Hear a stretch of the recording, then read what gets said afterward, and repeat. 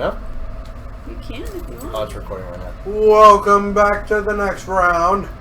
We are here, different video, same day. I am Dr. Squiggles. Welcome to the Pocket Time Podcast, where we talk about movies, media, and all their variations of such. My name is Dr. Squiggles, and this is Pat Kai, and this is the handsome cat. Howdy. Let's get right into the video! With an introduction like that, you will be the next fighting game announcer. Yes. For the Moist Wrestling League. Yes. Check that out if you haven't. It's fucking hilarious. Yes, indeedy. So on this one, we're going from our most recent talk about the horror epic that was the Evil Dead Rise. We're now trying to play catch up to what we ended up missing. The Mario Brothers We are now movie. doing the Super Mario Bros. Movie. Yes, indeedy. The wholesome brothers that feel incestuous, as some have said. For Which some have said that. Some have. Some. What the fuck? Okay. Yeah. This isn't Cuphead fan art. It's not. It's not Cuphead fan art. This is in the movie. If you don't believe me, why are you living underneath a rock? See it, damn it. You just got Luigi. the movie's making almost $1 billion. You can't tell me you don't know a little bit about it. No, that's a lie. The only ones who don't know about this movie have been very confused, have audibly said it, and they're 80-year-old grandpas who are still writing articles for movies. They're like, none of this makes sense. Why does he eat mushrooms to grow? I don't get it. Why do the tires spark when they're driving? I don't understand. What is happening? Like, look, Granddad, you and your 88th fucking James Bond movie that still doesn't make sense. You stay with that, I'll be over here with the red and greens. Go back to I'll be over here. Go back to your Atari playing E.T. I don't care. But it took them 30 years to actually get a Mario Bros. Movie, to be a Mario Bros. Movie that was done the right way, very well. Very well Come done. on, you're telling me the 1970s one wasn't close? That was released only in Japan. That was 1980s, dude. 70s, one that was only in Japan, the animated one. Hold on. Because Mario Brothers wasn't made until like the 85. I think it was like 78. Hold on. That was the Japanese animated one. Hold up. That was when they had the Mario Cup of Noodles advertisement in there. Oh, yeah, I'm I remember fact that one. checking right We now. watched it when we were little. We didn't watch the... Not that one. I swear we watched one when we were little. You might be talking about the TV show. I don't remember. It was hot. Because I know I watched Mario Brothers 3 It TV was show the a one lot. where your dad was living in those crappy apartments. Trailers. Yeah. No, The trailer they park. weren't trailer. It's it a trailer was park. The apartment that's right by Grocery Outlet. I don't remember living in those apartments. Yeah, he lived in those. It must have been very shortly, because I remember living in the trailer park longer than that. Yeah, he lived in those. It was like, but we watched a Mario something in there It was probably the Mario Brothers TV show then. with Peach's hair like kind of brown. Yes. Yeah. That's Princess Toadstool, yep. Yeah. With the Milli Vanilli. Sure, she comes in with later. But yes, this is a really accurate Mario movie. 1986. Japanese animated adventure comedy film based on the Super Mario Brothers 1985 86. video game. Yep, 1986, right there. Whatever, man. Whatever, dude. Whatever. Keep fact checking me, you freaking dork. It's 40 years ago. Let it go. Dork. It's 40 years ago, Grandpa. Go back to Let me live my life. Go back to playing Pong, damn it. Pipe Pong's fun, okay? And my point stands that movie held up, but this one's better. As you were saying, This one is better, yeah. this It was done with the right people. Universal knew where to put the money. Illumination really did the animation style well. They didn't go above and beyond trying to create something new. It was the most safe route you could take by not changing anything, but changing things. And it was true to form. the only thing that needs to change are trailer directors. They need to all be fired. That is a fact. Yeah. The trailers made the movie seem a lot worse in voice acting than it was. Yeah. You had so It's many. me, Mario. Mushroom Kingdom, here we come. That's not in the movie at all. No, they replaced it with, "Don't worry, Luigi, I'm coming to get you." Which Which makes much more better sense line anyway. Every line that was bad in the trailer must have been the first take they had and had to pump out a trailer immediately. Yeah. They Yeah. should have waited because those trailers seemed like this movie was going to sound like complete dog ass. When, honestly, in the movie, Chris Pratt does a pretty fucking good job. People weren't wrong. People were saying Chris Pratt sounds a lot better in the movie. I scoffed and said, "We'll see." Yeah. He kind of has like a Lou Albano sort of take on it. Well, I definitely did see it. It's like, yeah, no, people were right. He did a lot better job in the movie than the trailers. Oh, The yeah. trailers were just trash. Well, I like how they touched upon, because with the Mario Bros. Ad that they did in the Yes. beginning of the movie, they had the Mario Brothers rap, which was very clear, near and Yep. dear to my heart. Oh, yeah. The Super absolutely. Mario Brothers TV show with And- Lou Albano. And they even had Princess Toadstool as one of their customers. Yeah, the original Princess Toadstool was the gal in the commercial. Yep.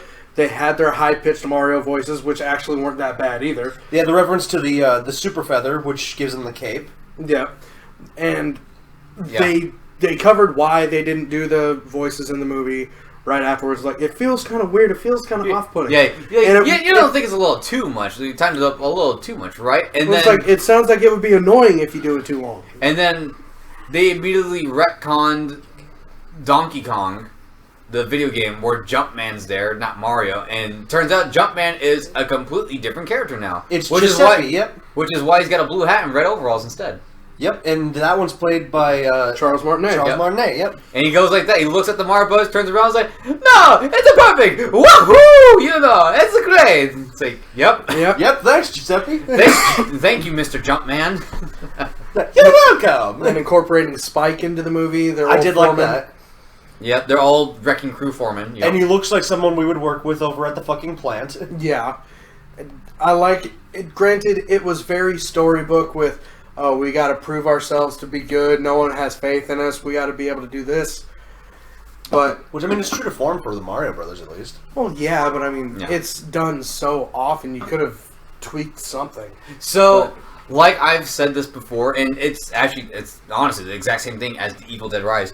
If you are a Mario fan and know everything about Mario, they cherry-picked every single thing they could from Mario's history, from Wrecking Crew to current day. Oh, yeah. Anything that has come out, like even like we were saying from the 1986 movie, they cherry-picked everything from there. The intro where Mario gets depressed. He's in his room and he's starting playing video games. That's They're straight playing up. Kid Icarus at that. That was straight up from the 86 movie, except Yep. which was weird in the 86 movie. It was like because- a weird version of Mario Brothers with like, it was like Paper Man or something like that. Exactly, it was Or like weird. Schoolyard Beatdown or whatever. And Princess Peach is still there. Yep. Which yep. was very odd. But regardless, it's the same thing. Then Luigi comes in, tries to cheer him up, and says, "Well, hey, we still got a job to do tomorrow, so to get some rest."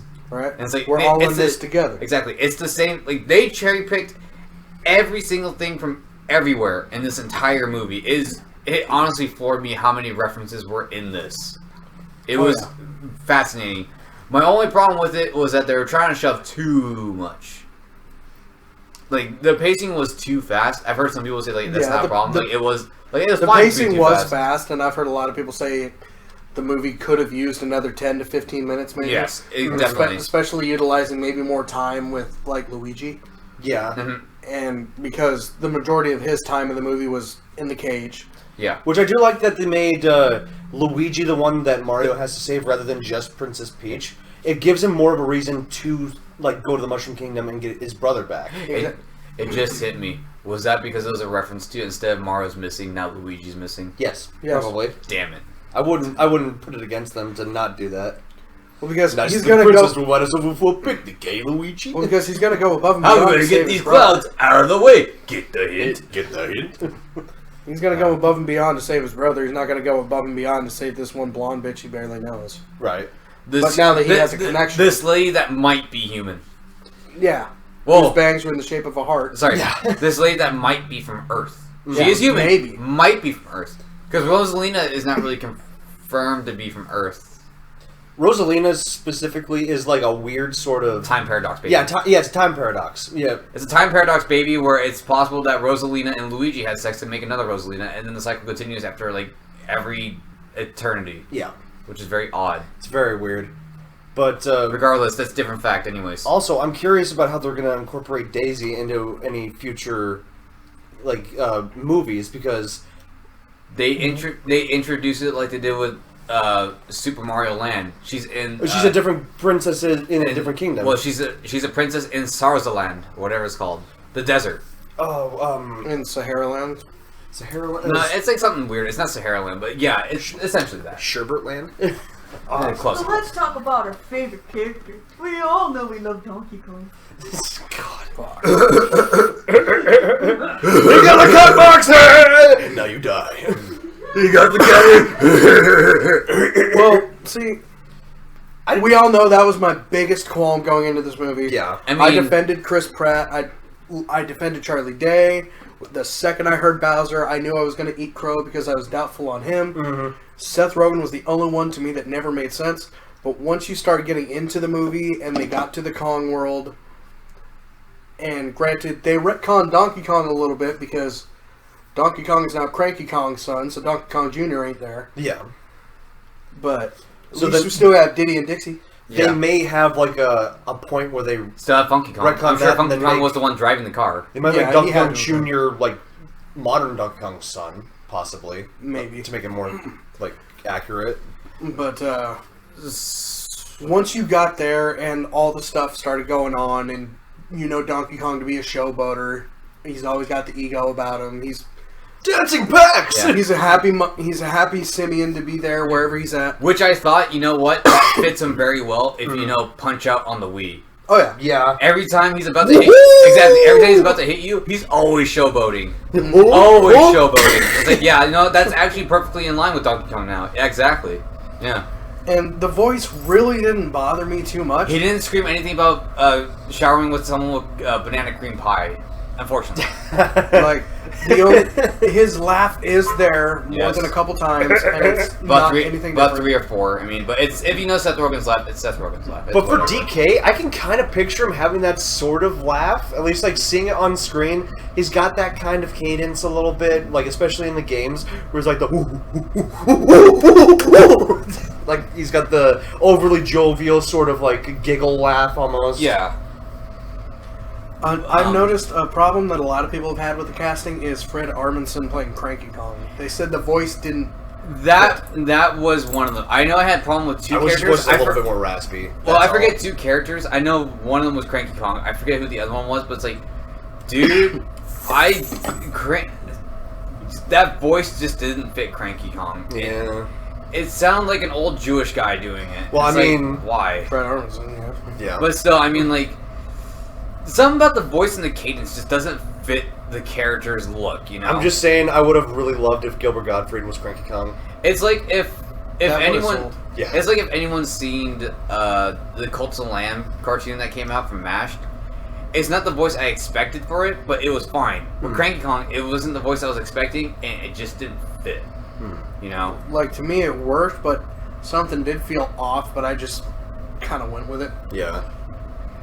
It's like, it's hard to say. It's probably like Toad in the 80s show, you know? Yeah. Where it's like, yeah, no, that voice isn't what you expect. He sounds like a chain smoker. Why does Toad sound like this? What are we gonna do, Mario? If we don't fight this, Mario's gonna cry! And I guess some people also had a problem with Keegan-Michael Key doing Toad. Keegan-Michael Key had like a voice that didn't grain on you, and it was a really good take on Toad. I don't understand why people are mad. It was fine for me because it's like, yeah, he had the backpack the whole time. It's like, yeah, no, he's the Captain Toad, which is fair. Honestly, his voice is fine. Gives him more of a reason to be involved. I mean, he's the most adventurous Toad. He's the one that doesn't want to be cooped up in the kingdom, although he loves the kingdom. Out of everything they changed, I think the biggest thing I didn't like was Toadsworth. He was just a younger Toad. He wasn't an old guy. Was that supposed to be Toadsworth? Yes. Oh, the one played by Phil Lamar? Mm-hmm. Yeah. Okay. It was just a younger dude. It's like, oh, come on. You don't want the... I guess they just didn't want to imply that any of the Toads get older and die, maybe. Yeah, maybe. But Toadsworth is great. Toadsworth exactly. is then why would they have Cranky Kong? He's an old-ass monkey. He's not a Toad. Oh, okay. I guess it's like going off of like the 86 movie, The Mission to Save Princess Peach, where all of the Toads are basically immortal. Yeah, well, no, that one's also weirder because that one's not from Princess Peach. That's from Princess Toadstool, which is a different character in that movie. Is that accurate? Oh, yes. Yeah, Toadstool is meant to be different than Peach for a while. Weird. I had a whole collage and everything referencing him from that movie, which was different and weird, and there's a lot of it I did like from it. And one of the scenes that were from this movie was one, the intro, but 2, when they're stopping in the fire flower field. That's from the end of the Rescue the Princess Peach. Yep, that is accurate. Which, good on them, they didn't bring back Prince Fireflower. Yeah. That was it Prince Fireflower? Was that his name? Yes. He was the king. He was the prince of the Fire Flower Kingdom. Oh, jeez. And he cucks Mario by taking Peach. He That's does. the end of the movie. That's not a joke. That's literally Mario an and Luigi actual just fact. leave and run their store again. Yep. No, They're not plumbers no. in there. They don't even run the store because by the time they get back, Bowser's running the store because they beat him. Oh, shit. Yeah. Although, Bowser's motives were basically the same in that one as they are in this one. It's the same as every other game. Yeah, it's like... Everyone's mad at Bowser's motivation in this movie. Or a lot of people are mad for at being too simple or not At very least the creative. critics are mad about that. I'm motivation. sorry, Bowser has always been simple and Bowser's a simp and let's get with the times, okay? We've had this conversation in our Mario He's vs. a tier Sonic 3 sub, let's go. We've had this conversation during our Mario and Sonic conversation. The Mario story is nothing. There's no story in Mario. It's the blandest shit that can ever be. What's Sonic? More story than anything else, which is, for better or for worse, it could be bad. But other than that, Yeah. it's still better than Mario in every single game. And you compare the two movies, like now that we've got it out now, the Mario Bros. movie. I'll say that now that franchise, we got Sonic and Mario because there's two Sonic Yeah. movies. Yeah. With The the Mario third one Bros. coming out. The Mario Bros. Movie really felt like a Mario Bros. Movie. Mm-hmm. It really felt more a Nintendo movie because a lot of the references and things you would see aren't just Mario. Like the pizza place that they go to watch their commercial is a Punch-Out pizza place, probably run by Doc Lewis. There's everything everywhere. You got the Pizza Punch-Out place. When they get back near the end of the movie, there's a... There's pictures of Glass Joe, there's Little Mac. No, when they get back, I forget what the store is called, but it's a balloon fight. There's a balloon fight Yeah, store it's like a... in the background. Oh, it's like a bike store or something like that. Or Mario's got posters of Metroid on the NES and F-Zero on his wall. Yep. Yeah, and he's also got the R-Wing from Star Fox on top of his TV. And the Olympics game on the NES. Yep. Yep. Because he was in that game. Track and Run, I think it's called? Yeah, Track and Field. Yeah, track and field. Yes. Because it had like the tracking ball on Yeah. the arcade machine that you had to fucking pat insanely. I'll say if it was the NES one, it's Get the... your carpal tunnel by the end of the, I'll say, game. but if it's the NES one, it's the dance pad that you had to stomp on a billion times. Oh, and run. Yeah. Just fucking. It doesn't work in apartments anymore. Yeah. Neighbors will be pissed at you. Unless you're in Evil Dead, they're 3 floors down. You'll be okay. Open up now. But But yeah, no, this movie is chock full of references with more than just Mario itself. it really feels like a Mario game, kind of, because you said there isn't a very heavy plot. There is one just enough to constitute, but nothing that really goes above and beyond. Whereas, like with the Sonic movies, you had like your A and B plots coming together to make the C plot work. Mm-hmm. But that's kind of why I like the movie, is that it's not necessarily the plot that you're focusing on, it's the characters that make up the plot. You can put them into any scenario, and they would basically be You're their just own movie. With Mario, you're more there to have fun. As with Sonic, you're there to see what the hell happens and pay attention. Yeah. To see what could come. Well, because you have to almost be smart to play along with Robotnik to see, like, is he doing this right, or what could be going on? What could, like, Dr. Stone be doing? Whereas Mario, you're there for the journey, dude. You're there to turn your brain off and It's just an adventure. Enjoy yourself. It's a beautiful adventure with your friends, and it's a callback to when you were a kid in your basement with like your buddies, and you're Just playing Mario Party. the CRTV Yeah. glowing in the dark, and you're just there with like 4 players just playing all night. And Up until 6 a.m. in the morning up when until you 6 realize you a.m. have to and still your go to parents work. Still gotta go to work and or school. Yeah. It's like, shit, Mom told us lights out like 8 hours ago. Uh-oh. She's gonna be up coming up. She's gonna be up in 10 minutes. She's gonna feel the TV. She's gonna know. Did you pretend you were sleeping? You passed out playing the game. That's why it didn't work for me. Yeah. Just pretend like you're sleeping, but you're like sitting upright. And that may work for you, soldier boy, but it don't work with me. See, luckily for me, I was in a beanbag, so I was just like, ugh. I also had a like a lounge. I always called it the mushroom chair, but it's like one of those big like cup chairs. Oh, yeah, that yeah. had the fold-out seats. That was like my favorite chair growing up. Even though I had a couch, I would always sit in that chair because it was just like my spot. And then you got too big for it. Yeah, it bent. No, it was old. It was super old. I got it back in like 2005 or something like that. Oh, shit. But yeah, everything is referenced very well in this movie. There is so many things. I The do only like- reference they pulled that was not from this movie was just straight up just from Studio Trigger. at the very end when Mario and Luigi do a dive kick. Yeah. The double side dive kick. It's like, yeah, no, that is just straight up just anime. They wanted to actually get something anime in there for sure. Because I was thinking like Kill la Kill or something like that. You know? It's like, yeah, no. Yeah, that's where my mind kind of went with that. This was the video game anime boss fight that they wanted from Bowser's Revenge or something like Bowser's Fury. Sort of thing. Exactly. Yeah. That too. That was the whole point of the cat suit is because that was from Bowser's Fury, and they also wanted to pull some more anime things from there. That's where you had the fake name going around for Bowser's Fury in that game was like what was it? It's like God's descendant Bowser or something like that. Holy shit! Okay. It was just a fake name that Mac McMuscles made up, and everyone was like, "No way, that's the name." And he's like, "I lied again," and everyone bought it. Everyone's like, "You suck." Everyone believed me. Everyone was so sounds like upset. something Matt and Muscles would do. Exactly, because he didn't want to put Shin Bowser. He wanted to do something different.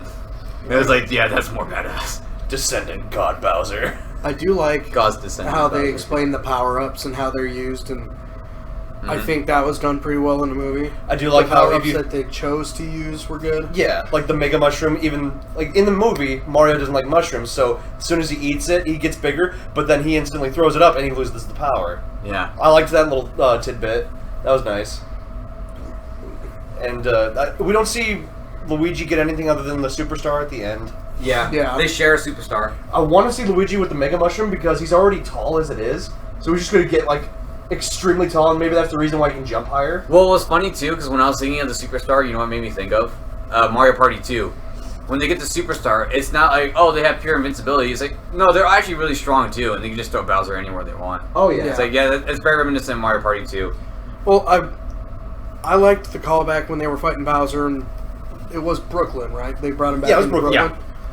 When they were fighting Bowser in Brooklyn, and they did the Mario 64 throw, and they reached behind, grabbed him by the tail, spun him, and let him go. Exactly, yeah. I'm like, all right, this is for me.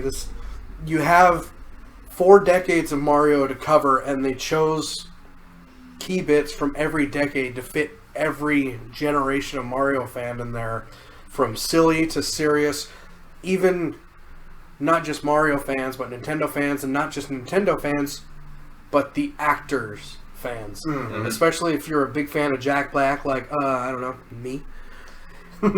Having Jack Black have a musical number in this movie and have it not throw off the movie at all. And it's just really good. And it was probably debatably one of the best things in the movie. Come, Jim. It's debated to get an award this year for it. Yes, yeah. It's now eligible for an Oscar for most original thing. Originally, Jack didn't even want to do it. He thought it was going to throw off the vibe of the movie until they explained to him what he was going to be able to do. And it's like, okay, let's see what we can do. But it's like, it's the thing. It's a It's very like, Steel-esque song. but it's the thing. It's like, dude, if you've got Jack Black, use Jack Black, and they use Please. him for sure. And it's like, perfect.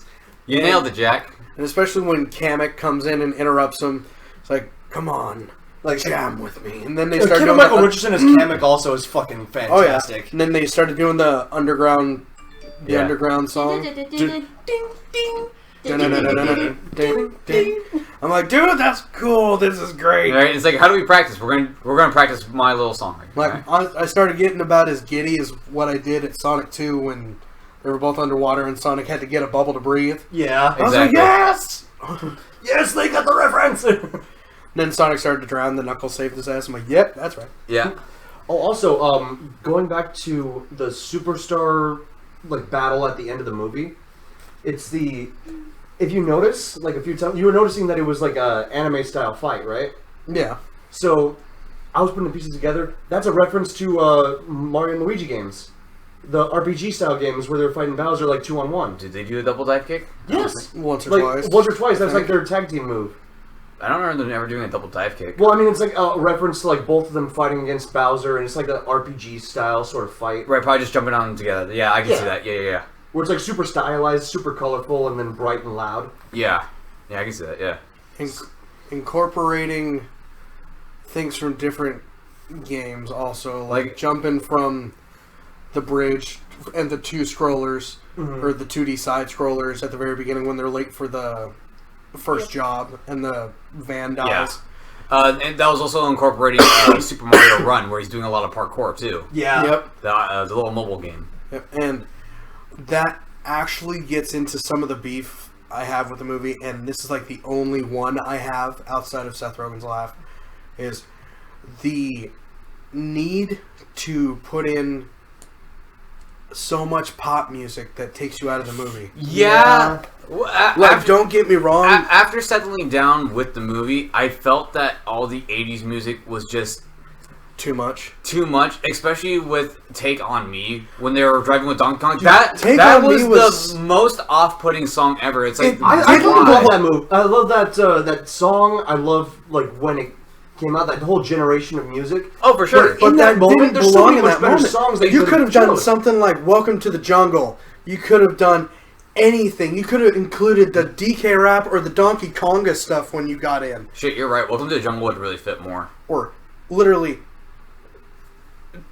What did I say? Highway to the Danger Zone from Top Gun. Yeah, Highway to the Danger Zone. You could have done literally anything else. Highway to the Danger Zone. Literally anything that wasn't Aha. Don't get me wrong. The song is phenomenal. Yeah, but it did not belong in that area. Just like, as much as I love AC/DC, Thunderstruck did not fucking belong in that scene where they're building the carts. I didn't feel like No Sleep Till Brooklyn fit when it was in broad daylight when they're parkouring. Okay, here's where we get to disagree. Well, I'm just saying, like that? Like, hey, that was like my favorite part. I mean, hey, again, I liked it. Well, I fucking love Beastie Boys. They're great. Exactly. It's like, dude, I love Beastie Boys. I get it. They're in Brooklyn. It's like, that's fun, but it's like, come on. It's not even nighttime when you're playing that. It's like, well, I mean, I would understand if it being nighttime if it's Fight for Your Right to Party or something. But No Sleep Till Brooklyn, they have a job in Brooklyn. They can't go. They can't rest. They got to go. I'm like, all right, cool. I mean, hell, if it was like everybody working for the weekend or something like that, like charging through to get their first job. That could fit too, yeah. Everybody is working for the weekend. Or that's the thing. Is like, I think it's just with the 80s music in general. There's a lot of picks, a lot of classics. It's just some of them just didn't fit, and how more could have. Other songs could have fit. They chose more of the popular songs rather than like the ones that actually fit. Like, don't get me wrong, I think it was a brilliant move that they chose the 80s songs because obviously most popular era of Mario leading into the 90s. Oh, absolutely. Yes. And I mean, what would you rather have? The 80s, 90s hits or the hits from today? Never. I would have more orchestral remakes of the thousands of songs that Mario already has. Yes, exactly. Yes. Mario's got so much music.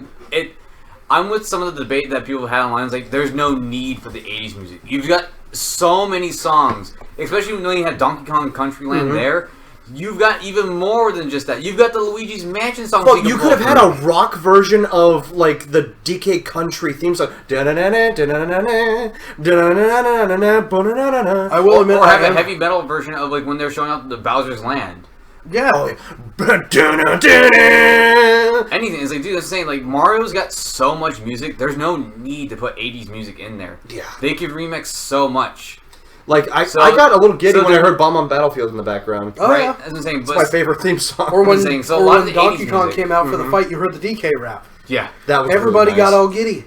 Like, all right, cool. They know what they're doing, but still. You see Chunky Kong and everyone in the audience. I was saying they make it incorporate where everyone's saying DK Donkey Kong. It's the whole crowd chanting it. So when the music ends, you have only Diddy Kong saying it. It's like, Diddy, enough! Sorry. That means you, Diddy Kong. Sorry. Oh. I love Diddy, and I hope that they incorporate him more. But I loved getting the race scene. I loved seeing Rainbow Road. Mm-hmm. That was one of the better scenes because it was more serious. They didn't really have a pop song on Rainbow Road, I don't remember. I don't think so. I think it was literally just the Mario remixes, right? It was. But so yeah, there they had... Because then it turned into more attention music. Yeah. Which is not a spoiler. Everyone knows because of the trailer. Yeah. And incorporating falling off of Rainbow Road because they utilized, what, the NES version or something you said? Yes, where they don't stay on the track completely. And then they used the Mario Kart 8's excuse of like having the gravity wheels, but they were able to shut them off. Dude, yeah. The gravity wheels were actually a really cool touch to the movie, and I liked it. Yeah, especially because you have to activate them manually. Yeah. And then once you shut them off, you just fall up straight off the track. Which makes sense, which is pretty good. Yeah, absolutely. I wish there was a manual version in Mario Kart that you could actually do that. No, it's a kid's game. Shut up. Damn. But this is a kid's movie. Shut up. I love when the marriage scene comes in. Bowser's got his infamous wedding suit from Mario Odyssey.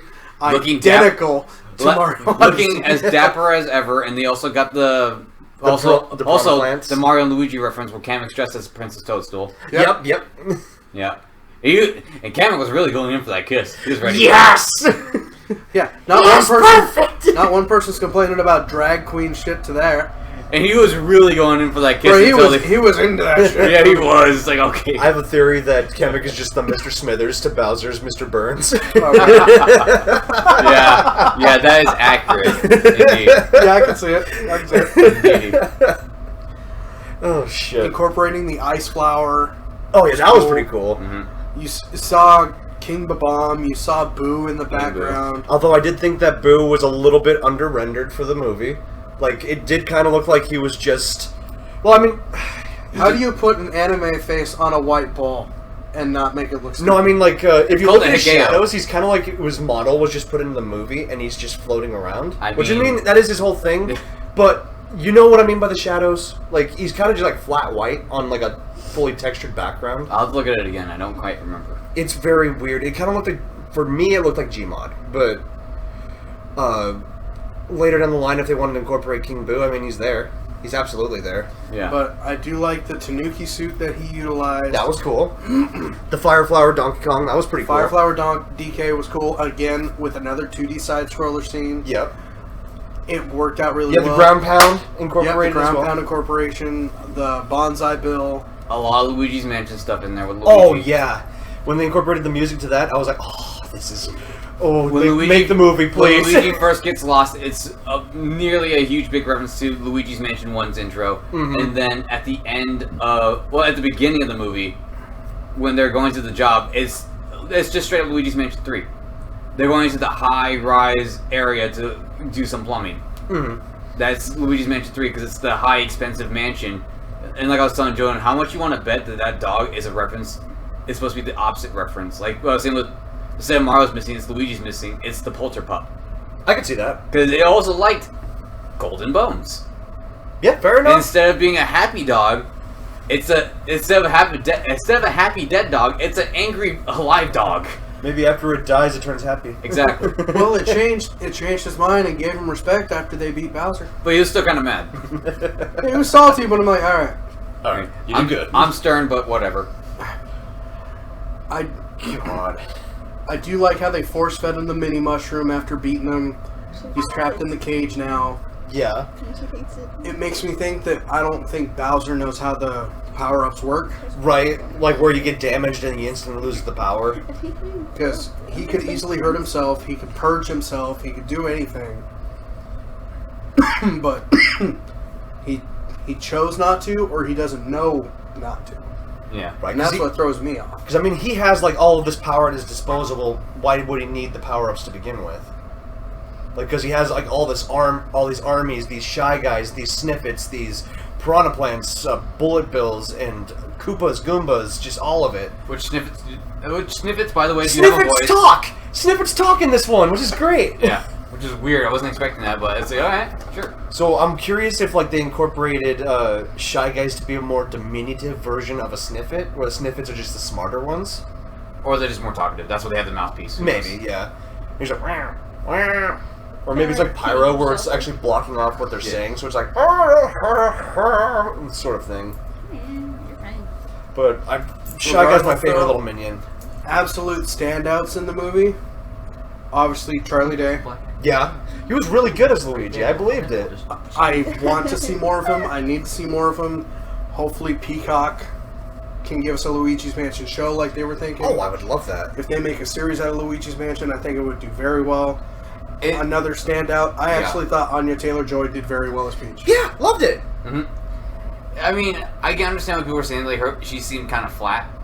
Like, her voice-wise seemed kind of flat. It's like, that's fine. That's fair, but other than that, I mean, fine. Peach was never really like that boisterous, aside from being like Mario. Which I am agreement, or it's like, yeah, no, I would hate to have an actual person who sounds like Peach in that whole movie. Yeah, it would get grating after a while. It would have sounded worse if you had Charles Martinet and Peach sound like the way they do. It's like you have two high-pitched protagonists throughout the whole movie. Oh, goodness. Yeah. Yeah. The same argument with like Toad. It was like you don't want that Toad's voice through the whole movie. You have two high-pitched, annoying people with the third one being nearly high-pitched. Yeah. Luigi would probably be the only tolerable one out of them. Yeah. And then obviously Chris Pratt's Mario proving everybody wrong that it was good. Honestly, yeah, it was really good. A lot of the voice lines that were in the trailer, like you were saying, Hands of Cat, were just a go. Yeah, Let's A Go isn't even in there. Like at least for not that long. Mm-hmm. They don't even have the Mushroom Kingdom. Here we come. His Wahoo on the Rainbow Road was good. Sounded pretty good. A lot better than Wahoo. They didn't do like the fully like normal speed Mamma Mia. It's always a slow motion scene. Mamma Mia. Which they do twice for whatever reason. Yeah, they did it more than once. That's kind of a gripe, but it's not too bad. I mean, obviously, the best of the bunch was obviously Jack Black's Bowser. Yes, that of goes course. without saying. I mean, he has the first line. Oh, he has one of the first lines in the movie, aside from Kamek. Behold, the king of the Koopas! Do I mean, you yield? I do not. And then Jack Black. And then Jack Black was singing about bitches or something like that. Bitches, bitches, bitches, bitches, bitches. The after credit scenes were after all that has happened in Brooklyn, after everything is, for lack of knowledge, repaired in Brooklyn. And Mario and normal. Luigi are now hanging out and living in the Mushroom Kingdom. With the house, with rooms that are very similar to the rooms in Brooklyn. Yes. Surprisingly. And they're just hanging out in the Mushroom Kingdom, doing things that need to be done there.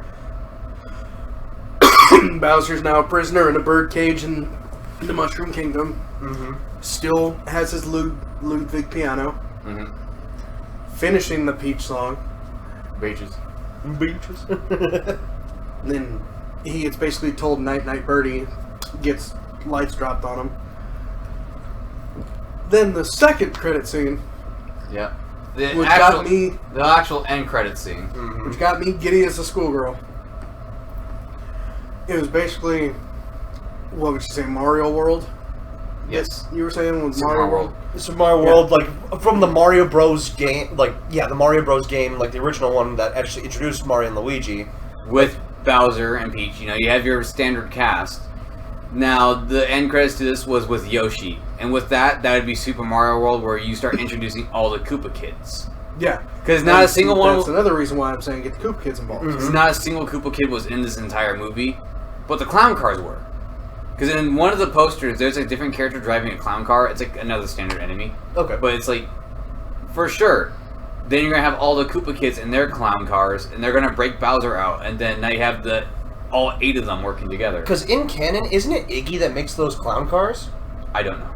Like, because Iggy's like the brainy one, sort of. Like, he makes the mechanic Koopas. I know that. I don't know which one's which. Iggy's the one with like the palm Well, tree hair. I and know. I his mean, like glasses, which yeah. one's like which in perspective. I mean, Roy's good with music, which is also weird because Ludwig's also good with music. Yeah. I mean, what was it? Morton Koopa Jr. was the one that was like the powerhouse. He was the fat one. Yeah. Wendy's the girl. The one who looked like a Kiss member. Yes.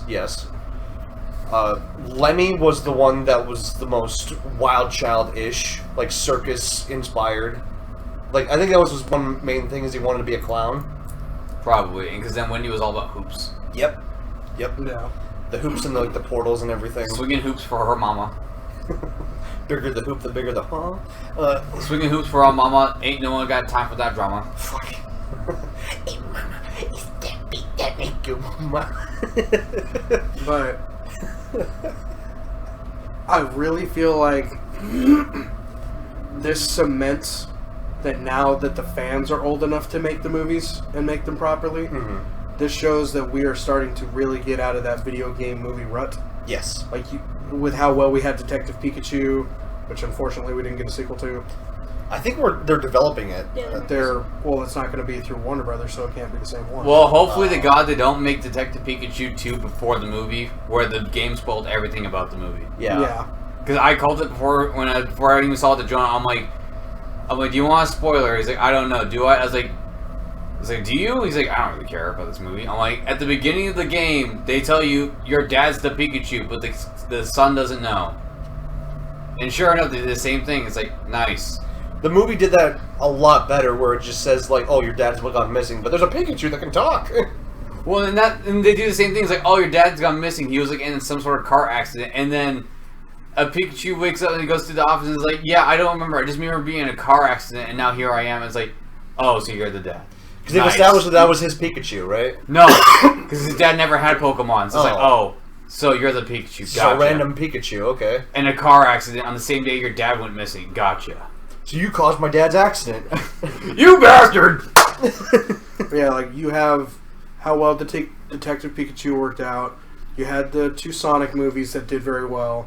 You had Mario, which is beating the ass of every other video game movie ever made. Ever in existence. Also, by the way, I forgot to mention, there's also a Smash Bros. Melee reference in the game, in the movie, when they're just walking along to the location of Donkey Kong Kingdom. You have a bunch of Yoshis running in the background. Yep. Which got Kyle really excited. Mm-hmm. They also had those accurate babies. I'm like, there's not one green one back there. Yeah, I double checked that, and there's no green. Which is why they have the one green egg in the basement of the Abyss basement sewer system of Brooklyn. Because I assumed that was going to be a reference to, like, Mario Brothers, like the original game was like the crabs and the turtles coming out. It also could be, but I mean, to me, that felt more of a reference to the actual live-action movie. Okay, where they go down to the sewers and then they find like the toadstool portal. Like, exactly, it's kind of more grungy, and there's a Yoshi egg and everything. Yeah, fair. Okay, right. There's a lot of references to the '90s movie in this movie, and that's the point I bring up with all these cherry-picked things. Like I was telling these guys when it first came out, after we got done watching it, with all this stuff in there being said, it's like Nintendo wanted to erase any other media of Mario and saying this is the Mario movie. Don't bother with anything else. This is the Mario movie. You know? Yeah.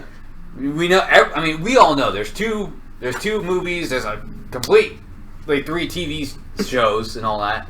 But say Nintendo wanted to wipe that all clean and say this is the Mario movie. That's why they cherry picked everything from everything.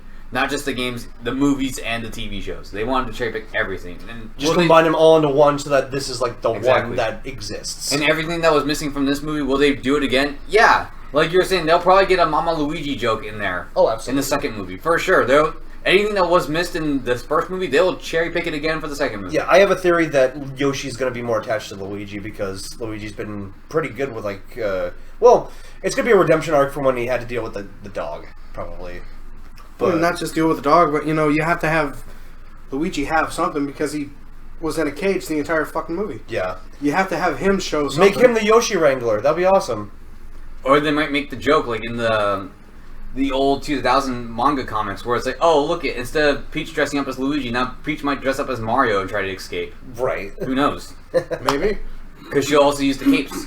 You never know. Yep. Yeah. Yep, they actually might bring in the cape system. I do like I like those mangas because it showed that the Peach could actually handle herself, and she actually dressed up like the Mario Brothers. Which everyone was upset, but you know what? Peach has done this before. She's not been a bad bitch boss girl. She's been like that before in the 2000 comics. Yeah. So it's only in the game she acts like a loser. Well, she had her own game too. Well, yeah, but a lot of her attacks were crying, angry. It was mood swings. A lot of her attacks were mood swings with a vibrating scepter. Yes. Well, I mean, still, either way, she had her own game. She plays well in Smash. She does. She does. Also, more credence to the fact that she's such a bad bitch in here. They also had the little floating element to her. Yep, where the dress basically holds her up. Yeah. But she's got that Mary Poppins quality. Now, my question is, do you feel like these movies are starting to go where they need to because they're animated and rely on CGI? Or do you feel as though the live-action ones are holding up just as well as these? I think both are doing well. The only problem I have with the Mortal Kombat movie, just take out the main character. We don't need a character who acts like the audience. Just follow Scorpion. Or Sonya. Or Sonya. Or Sub-Zero. Someone. You don't need to have fucking Jack Andrew, whatever the character's name was, going I'm MMA fighter. What's my power? Plot armor. That works. Literal plot armor. That works half the time. Yeah. But I'm like, dude, I don't remember who I was talking with. I think it was Martin, or maybe it was you.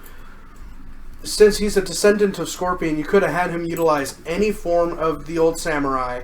You could have had, the Tonfas, fine, sure. But you could have utilized the Shuriken or the fucking... Why can't I remember what the hell the damn thing's called? It's like a kunai or something. The kunai. You could have utilized any bit of that. You could have utilized fire ability. And granted, you already had that with Liu Kang, but you have any kind of hellfire summoning. Something. Not Anything. Not Black Panther's kinetic energy armor. Instead, it was kind of more of a waste of space. Or like just confine those to his forearms or something like that. So it's like a more Wonder Woman thing. Because we all know I really did like the MK movie, and I'm really excited for the next one that starts shooting in June. Because we finally get the Johnny Cage. Yoni Kage. We'll finally get Johnny Cage. We'll finally get the tournament. I still think that The Miz would be really good as Johnny Cage. Yeah. Nah, just get John Cena. Oh my god, we got a really built Johnny Cage. Holy shit. Hell yeah. Hell yeah. But if anything, I want You know what? Look at Uncharted. I was saying, no, go the complete opposite way. Go Yoke and just have Kofi Kingston as Yoni Kage. Yeah, Black Johnny Cage. What are you gonna do? Alright, it's getting around to that time that we gotta start wrapping this up. I know. But I mean, look at what Uncharted did. Uncharted was okay. Am I going to say it was a great movie? Not at all. It was an enjoyable movie. It was starting to build up to what it could and should be. I forget, who was the other guy? It was Mark Wahlberg and it was Tom Holland that were in there. They should have had Mark Wahlberg as... Nathan Drake? Yes. That's really? That's what everyone was saying. He's kind of got the body more for it. He had more of the body instead of... He does a lot of the stuff. Instead of a 16-year-old looking guy playing as Nathan Drake. Yeah. I think they were trying to akin like that movie to the points in the game where you play as young Drake. But it just didn't look well. It didn't look like that, so to say. I do wish that they brought in someone like a little bit older or a little bit more like mature in the face. I don't hate Tom Holland, but it's like Chris Pratt. He's getting cast in a lot of stuff. Well, hell, you had the guy who voiced Nathan Drake in the movie. Yeah. Because I think, what's his name? The guy who plays Sully, was his name Jake Sullivan? It was Victor Sullivan. Victor Sullivan. I think people were saying have him just play as like the guy who was with Nathan Drake, and have the guy who played Nathan Drake's partner in this movie have him be Nathan Drake. I think I said Nathan Drake twice.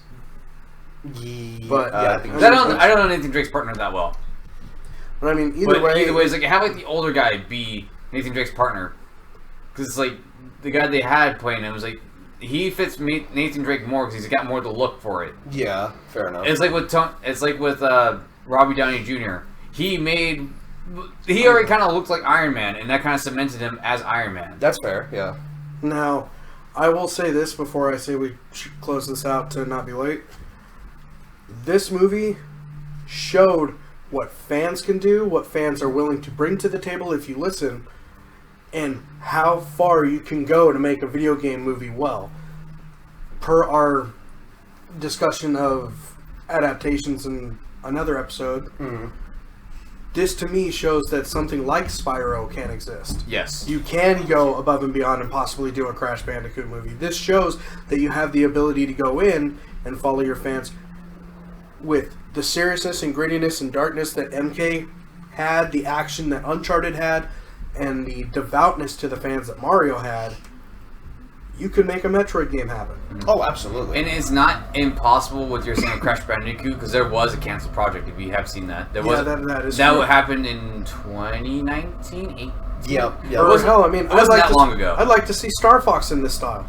I mean, that is one of the implied next movies that Nintendo's going to be making in the next few years. It'll not probably Star Fox, most likely Legend of Zelda. Legend of Zelda trying to get Legend of Zelda out there. In that line. I don't think Legend of Zelda would work as a movie. I think it would work better as a series. Yeah. Hard to say because Legend of Zelda is already kind of cookie cutter with like Mario. It's kind of straight to the point. Same if you're gonna make a Metroid movie. It's all kind of straight to the point. And there's another problem with it where like Link doesn't Nintendo's talk. biggest problem. Exactly. Nintendo reuses a story like it uses toilet paper. Yeah. It's copy. Reuses toilet paper. No, I said they reuse the stories like they use toilet paper. It's common. Oh yeah, okay. If they reuse toilet paper, now we got a problem. Which honestly, most people would debate saying they do reuse toilet paper, but that's not my answer. There is another problem with the Legend of Zelda series / movie. Yeah. Link doesn't talk. Reusable cloths. I mean, Link doesn't talk. You can make him a mute and speak through his actions and emotions. Looking at the dog and cat, like. Or like make it like a curse or something that's put on him where he can't talk. Or like, but then that brings over a bunch of problems if they want to bring him back in. or if you want just like a actor to do like grunts and fucking yeah sort of thing. Well, you would have to incorporate him being very close to death or having to die to come back. You would have to incorporate that at least once. Which isn't a far-fetched, because Mario movie does handle... They do... I mean, yeah, after Mario's getting his ass... No, but they do... After Mario's getting his ass handed to him by Bowser in with all the Lumas and everything. They do embrace death a lot in this movie. Yeah. They don't shy away from that at all. Even with the Koopa, Bowser just straight up kills him and turns into dry bones. Yeah, instantly. that was fun. He's not dead, but he is dead. Yeah, he's dead, but now he's undead, so it's like, well, what are you gonna do? Drama! It's like, yeah. So, for a Legend of Zelda movie to embrace death wouldn't be a surprise, since the Mario movie embraced it pretty well. Mm-hmm. Which means it is canon that, yes, a lot of things do die in Mario. You would have to have Zelda be at least PG-13. And also, I'm not saying make it rated R. I don't think a rated R Zelda movie would. No, it would be definitely a lot. You'd have to have more PG-13. violent, but it doesn't have to be overly violent. Like in Ocarina of Time and everything, there's a lot of creepy imagery and a lot of the villains they fight. Well, hell, like even if you went the route of like Twilight Princess, there's some dark, shady shit in there. There's a lot of weird. The main villain is pretty twisted.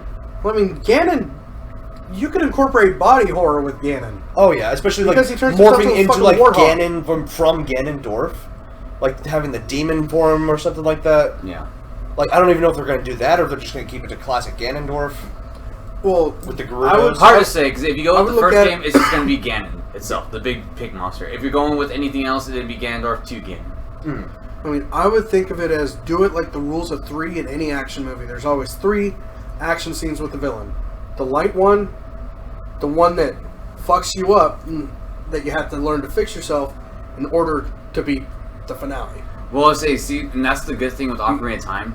It's already got its transitional arc with Ganondorf. True. Every 100 years, there's always a male. Mm-hmm. In Ocarina of Time, he goes to the kingdom to befriend the king, to make it seem like him and the Gerudos are in alliance with each other. Yeah. During somehow in the 7 years when Link's gone, they betray him, and now Ganon's the king. And then you have Phantom Ganon, which you do fight, and then you fight him, and then now the actual Ganon appears. So it's like Ganondorf's already got this whole arc you can utilize very well, incorporate easily. Now that's another question. Are they going to try to make a plot more so akin to the 3D games or the 2D games? Which is hard, because I mean that's the thing. There's lots of villains with. Like, are you going to incorporate the Ocarina of Time? Are you going to incorporate the Majora's Mask? You're going to have to incorporate the Happy Mask Salesman somewhere as a reference. Are you going to do the Four Swordsmen? The Four Swords. And have Vati there. The Minish Cap. Like, there's a couple of them that you can't turn into a movie because very little to nothing gets done, like Wind Waker. Or like Spirit Tracks is kind of weird. Well, see, Wind Waker would be a lot more straightforward because what you do, cut out like 95% of the boating. Yeah, but that's 98% of the game. Yeah, exactly. But you're not with the Mario movie. You're not showing Mario going through every single Mario world, which is like 95% of the game before you get to Bowser. So fair. All right, you got me there. Yeah. Or even like Sonic, like you don't see all of the zones when he's just speeding through them. See, that's the problem with Sonic movies, though. You don't see any of the zones. Yeah, fair. Yeah, you get a lot more references than any of the zones. The only zone that's in there is Green Hill Zone, but that's the difference. And that's one thing that the Sonic movies are doing, is that they're going from like the original game to the one that really amped up the stakes, which was Sonic 3, and then they also go to the Sonic Adventure 2 specifically, with Shadow. Which is going to be the next movie, because they do it in a show. Regardless, we're getting off topic, but those are our pieces. Other than that, but overall, what would your ratings for this movie be? Yeah, I was about to say, let's hit with the ratings. I'd give it a solid 8. This one I would give a solid 8. There's problems I have with the movie, but I think overall it's a really good step in the right direction. 8.5. 8.5? Okay. I had to give it a 9. I was really surprised with some of the big gripes I had. I was happy to be proven wrong with some of the big problems I had going in before. Bowser was done in a much better way. It was a kid, family-friendly movie that I loved, and I can't wait to own. I would give it a solid 9. And for me, I've discussed this plenty of times. To go in order of how I think they're rated, I'll go Sonic 1, Mario, and Sonic 2. It goes 7.5, 8, and 8.5. My reasoning is, personally, I like Sonic 1 more than 2, but I know 2 is a lot better. But regardless, Sonic 2's story is just a tad bit better than the Mario movie. There's a little bit more going on that's easily digestible, regardless of just even the humans just being there doing like their human shenanigans, whatever. Yeah. There's just more fulfillment there in the story-wise to digest, you know? One thing I did like the Sonic 2 the movie The Mario movies, there's not a whole lot of story. It's kind of basic. All the references are in there. Everything that was in there, music-wise to visual-wise, anything and everything from the past to the present now. That's what bumped it up a lot for me. Mm-hmm. But other than that, especially the incorporation of like a more cohesive story in the movies. That way you can incorporate to the games itself. Exactly, and that's the thing. It's like I think this movie falls just a little under Sonic 2, but it's still really damn good. Again, it's up for debate whether you want to switch any of those around. It can go Sonic 1, 2, then Mario movie, Mario, Sonic 2, then Sonic 1. Who cares? It doesn't matter. They're all nearly around the same ballpark, and they're all still very good. Again, I think Sonic 2 is just barely better, but it's not by a whole lot. Definitely not. But I will say I am looking forward to the next project that Nintendo has going on. They have their own studio now, so now they're making more movies. Nintendo now has my attention. Nintendo's only getting bigger. Now they made Nintendo Land, and finally their first movie after nearly 20 years. By the way, we all need to go to Nintendo Land. And now they've cemented what studio they're going to use, which is Universal. And Universal knows how to spend their money on big projects, and they know they're going to get their money back every time. With Illumination, and now with this, how successful it's been, it's like, for sure, there's no stops on this. They're going to make another movie. This is going to be like another fucking widespread phenomenon, almost like the MCU. Exactly. This has been their biggest stepping stone for them, and this is... I can see why they were leery since the Mario movie didn't do too good in the past, but now being how it is now and what they can achieve now... But think about this. This is a no holds bar for anyone to jump in to make more video game movies, like you were saying. Yeah. Think of how smart this is, though, on Illumination's part, taking up the Nintendo banner underneath their studio, which for the past few years they've been getting shit for doing the Minions movies. Now they're going to be one of the top fucking studios to make animated movies. But how can you on deny par with Disney, but with video games instead? But Minions has always been shit on. But you cannot deny it. They're hyper successful. Regardless of what they think, they've been successful. But now they have the success with like kids, and then they have success with kids and fans of video games and adults. Which is why I'm saying it's like, yeah, Nintendo choosing Illumination, easy. Oh, we got the best studio in CG animated movies right now. Let's take them and make a Nintendo movie. Which I will admit, Illumination, fantastic animation. Their animation's really good. Oh yeah. The stylization, like they're really creative with how they make their characters and their backgrounds and everything. It feels like a lived-in world. Mm-hmm.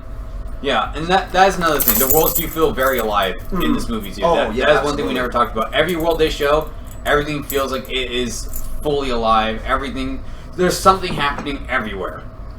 There's never not anything where you get to a point where it's like, man, this world is empty. What? This is a waste of space. All over in Portland. Yeah. Where it's like, we have the rooms, but there's no one in them. Right, yeah. But other than that, yeah. So that's our review. It's around a solid 8.5 to a 9. It gets a solid 1 up out of me. Solid solid 5 fire flowers out of 5. It gets a spring Mario out of me, if you get what I'm saying. Alright. Hopefully, the next time you'll see us, it will be for the Guardians of the Galaxy 3 review. Until then, I'm Kai. I'm Handsome Cat. I'm Dr. Squiggles. Stay poppin'.